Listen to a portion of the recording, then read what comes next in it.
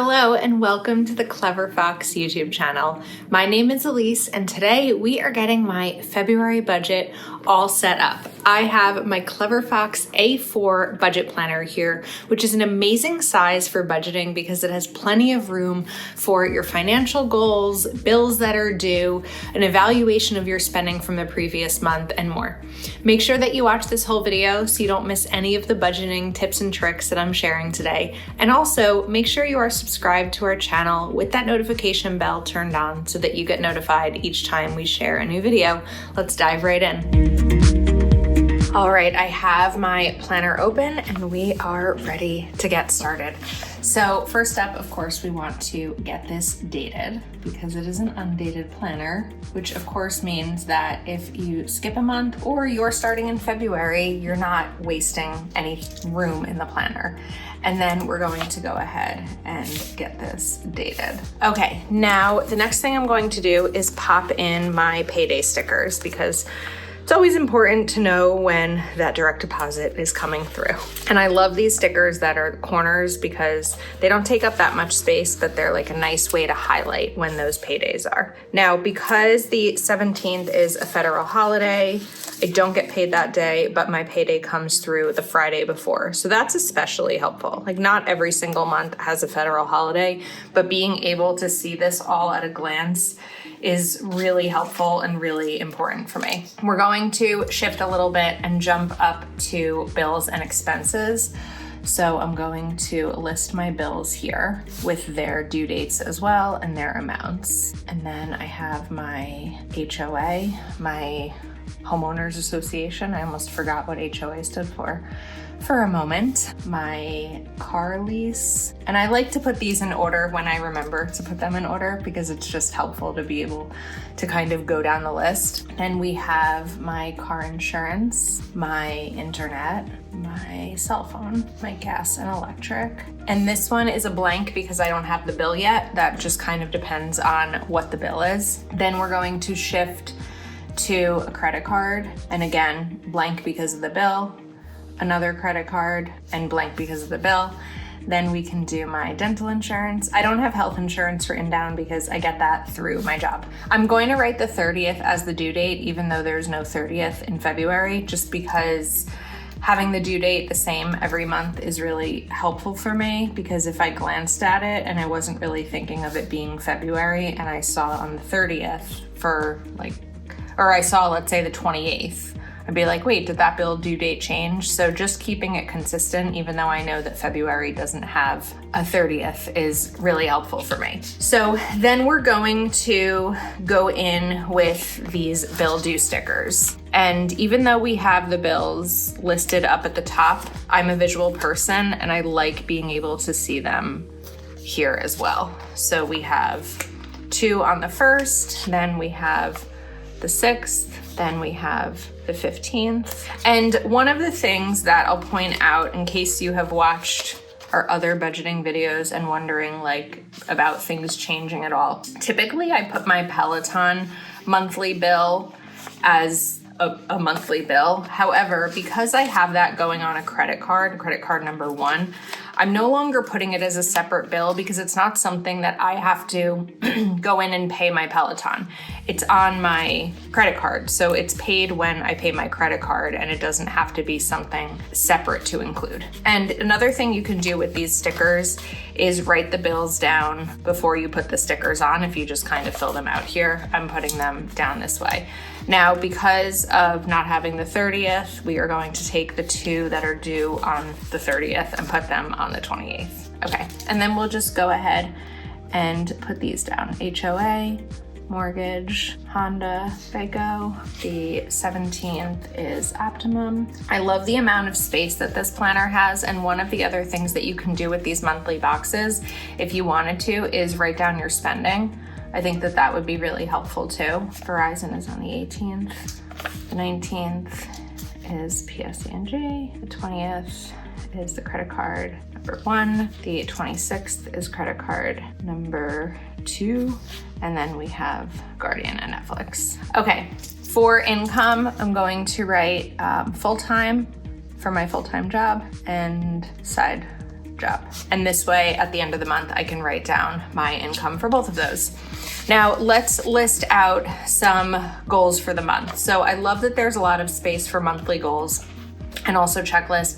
I don't always use the full amount of space. I set a lot of goals for myself in all categories of my life, and I don't always need the full space that's here for the monthly goals, but there are definitely some things that I want to include.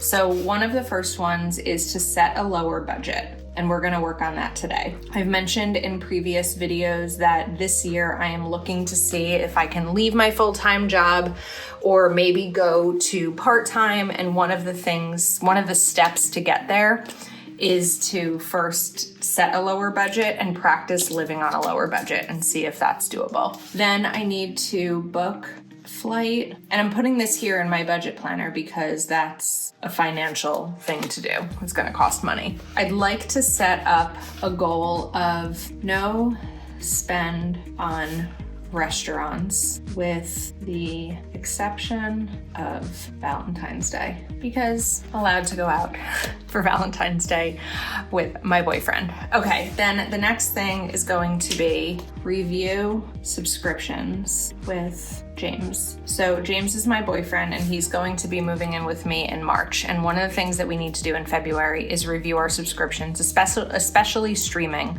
So for example, if we both have Netflix subscriptions, which I believe we do, there's really no need to have two of them. And this needs to be done in February before he moves in March, because let's say I'm the one who's going to cancel mine. I need to do it by the end of the month so that next month, when he's already living here, by the time this bill is due, it doesn't renew. So we each need to just list out what subscriptions we have and figure out who's going to keep what and how that's all going to work. And then we need to do the final step, which is, or the final goal, January Splitwise. I've talked about this before. Splitwise is a free app that every time you spend money on something, you put it in. And every time my boyfriend spends money on something, he puts it into the app. So maybe like a dinner out, $45, or a Costco trip, $100. And each time either of us spend, we put that in. And what it does is it balances it.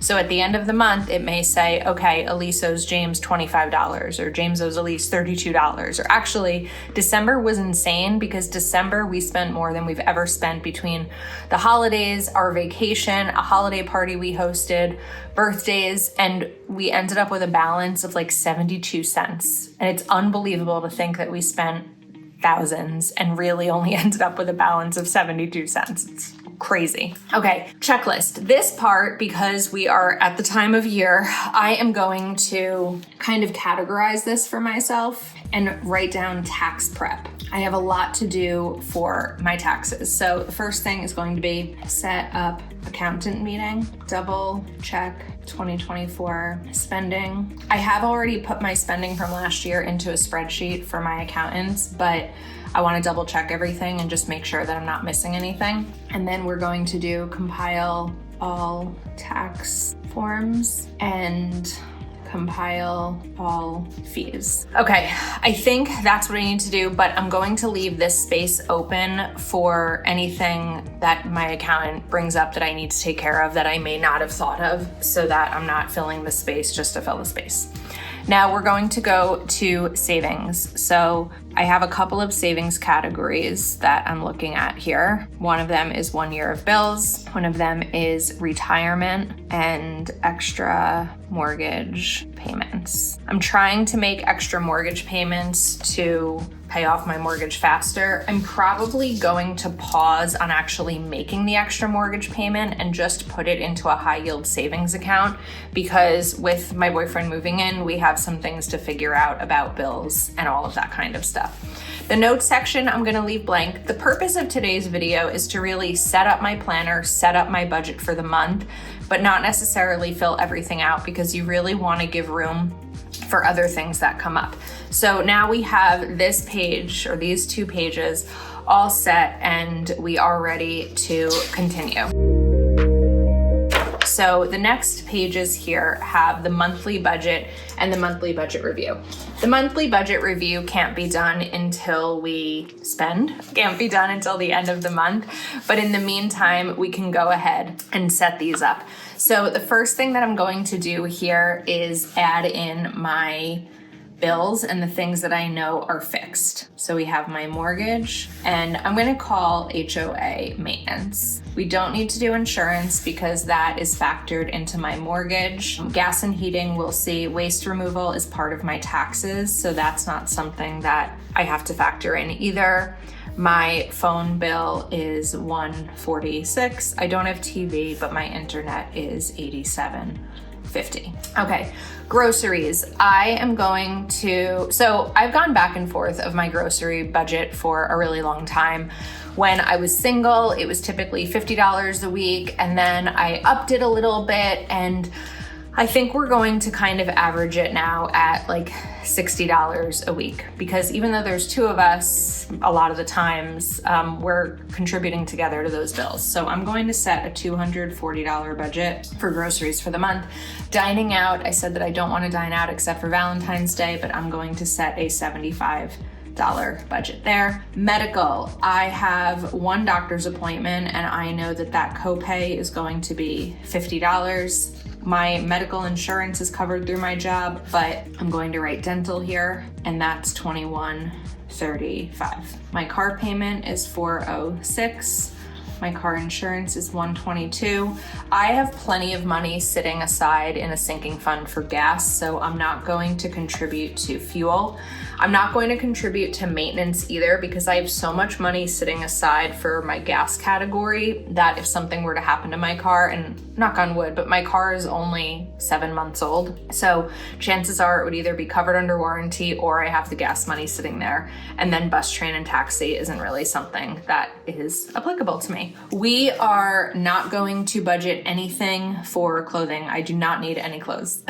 Personal care, I'm gonna go light for the month and just do $50. This can be anything that I pick up that's for my personal care.